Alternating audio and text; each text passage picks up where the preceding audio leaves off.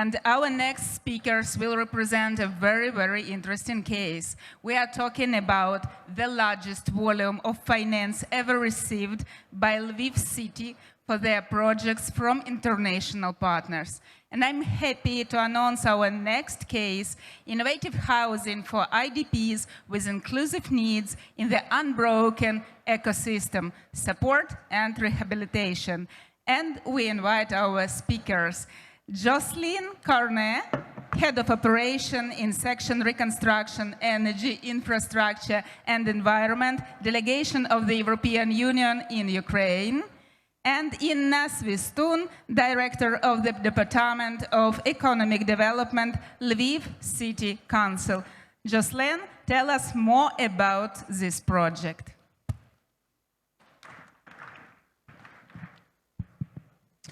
Good afternoon to all, and thank you very much for the invitation.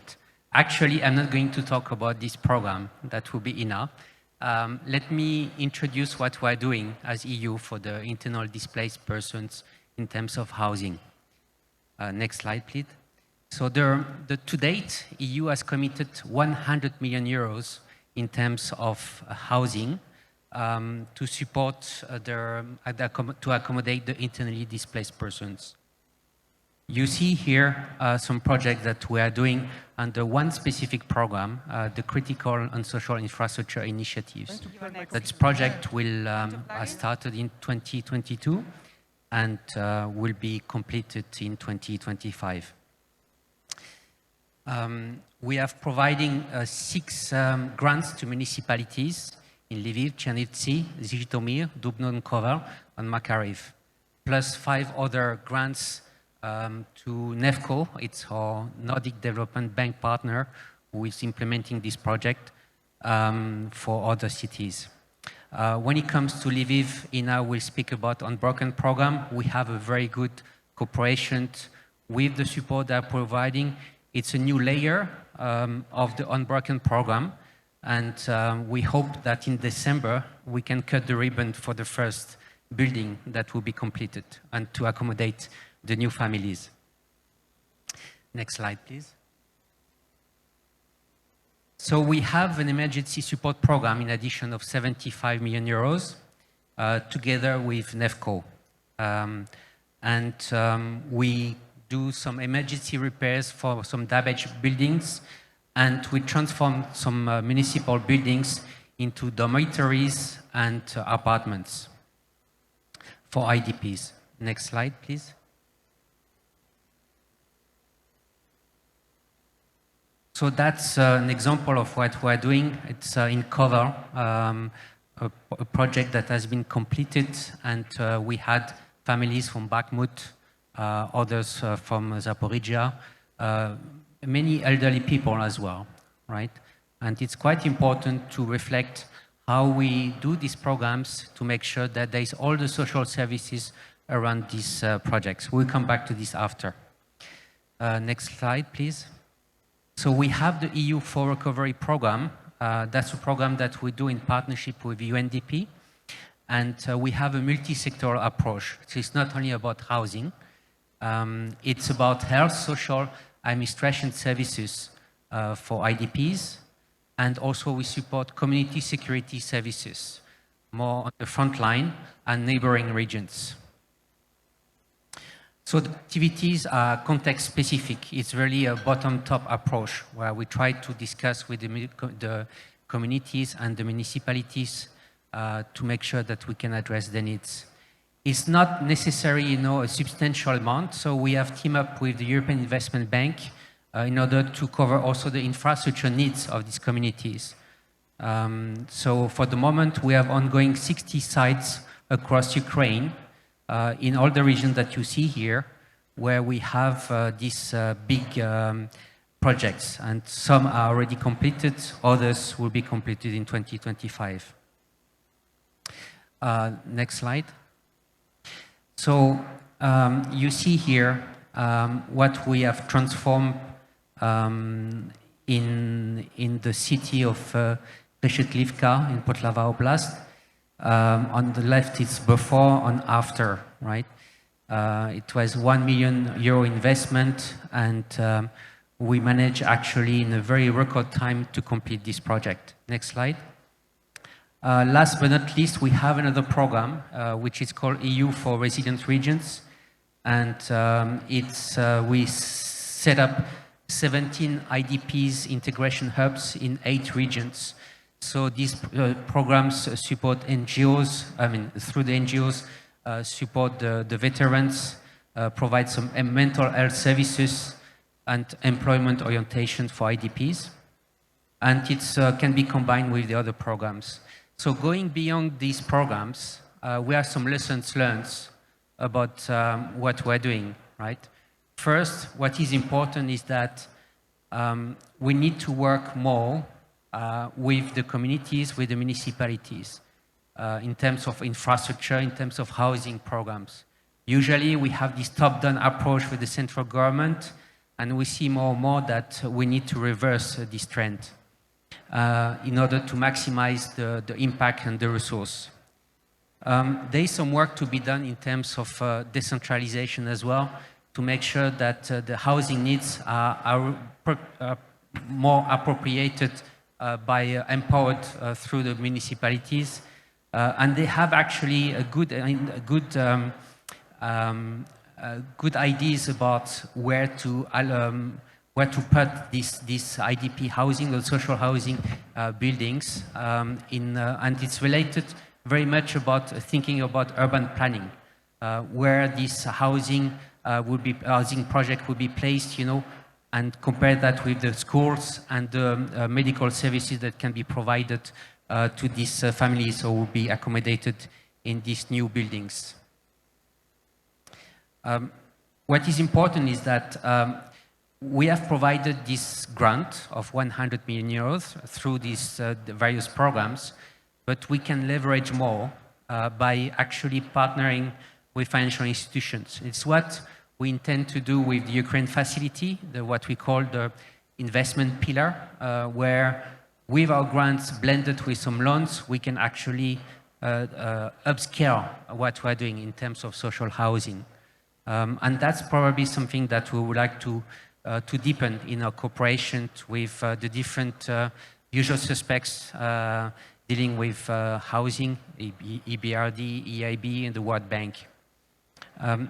In terms of legal reforms, it's important that there is a fair access to housing and prevent discrimination. And we have some EU standards for that.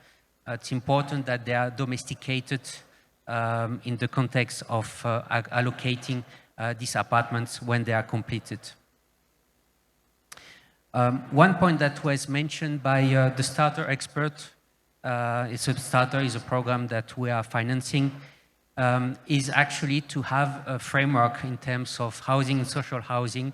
There is a law that is being discussed in the Rada, and there is a national framework that is being developed thanks to the Starter program. It's important to reflect also how to accommodate the IDP needs in terms of this legal framework. So there is some discussions with the government and the Rada on this, and we hope that we have some guidance for future programs. Something that is probably out of topic, but I will mention it because it comes more strongly more and more. We need really to balance the recovery needs and the sustainability of these projects. And what we see is that there is a need to work on the building codes to make sure that we can include energy efficiency, some sustainable water techniques as well, as it was mentioned by the former presenter. And it requires a lot of work to be done with the contractors, with the municipalities and the government. And it probably means that there's a technical aspect, but there's also some tax incentives and subsidies to make sure that the next social housing projects will be greener than the one that were provided. This being said, under our current programs, we have some green standards, and I'm sure that Ina will explain that. So what is important is that going beyond the programs, EU is willing to work with Ukraine to build a robust housing system, not only to address the short-term needs, but to contribute to a sustainable development on long-term social stability. And that's long-range goal needs to be always in mind when we will design new programs, right? So that's it from my side, and Ina will explain what we're doing in Lviv, and we look forward to have this project completed. Thank you.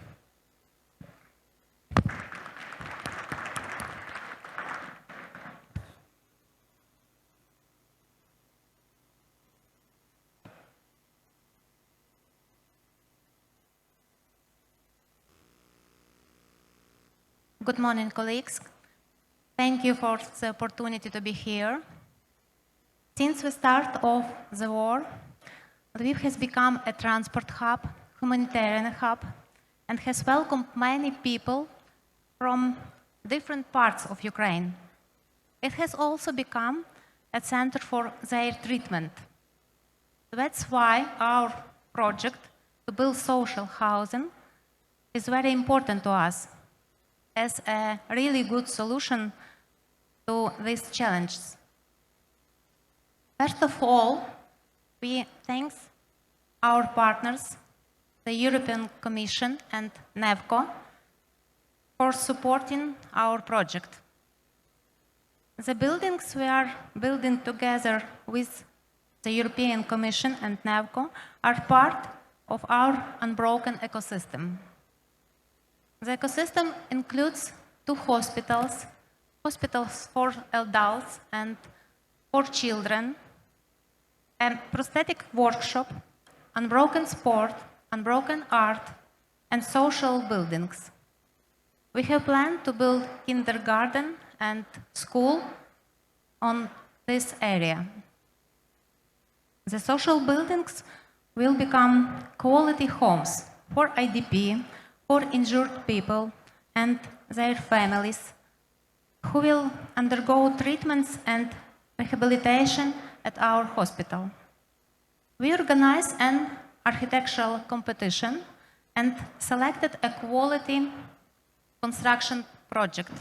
We have good architectural company now. The project will develop the entire neighborhood, where we also plan to build a new tram line for people's comfort. The project includes a construction of 8 buildings. We are currently finishing the first one. The building consists of 4 residential sections and recreation and sport areas. The buildings range from 1 to 6 floors. We are using a combined method, large panels and a reinforced concrete frame. All construction standards meet Ukrainian and European regulations. The energy efficiency of the buildings is above class B. The buildings also have solar panels and heat pumps for more independence.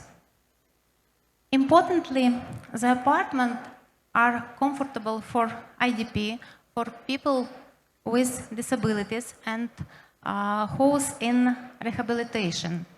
The bathroom, example, have emergency call buttons. Each building can house over 700 people and has convenient parking space and apartments up to 50 square meters each. We are finishing the construction of the first building and will soon start on the next 7. The city has already connected all necessary utilities, and the city budget has allocated 124 million hryvnias for utilities, water, electricity, and heat, and infrastructure.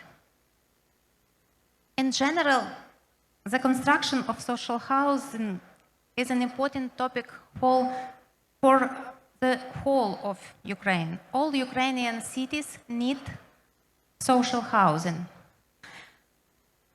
because it's our new challenge.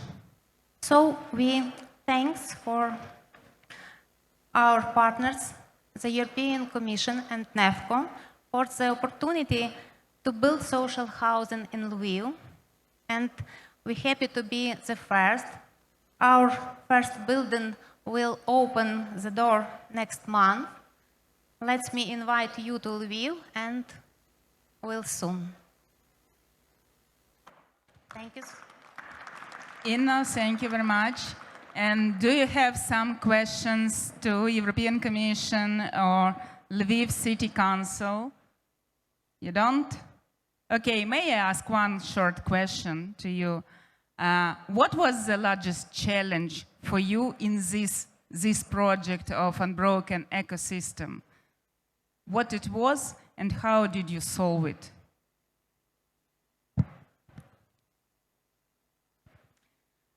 We have a good partners, European Commission and NEFCO, so we don't have any big difficult problem.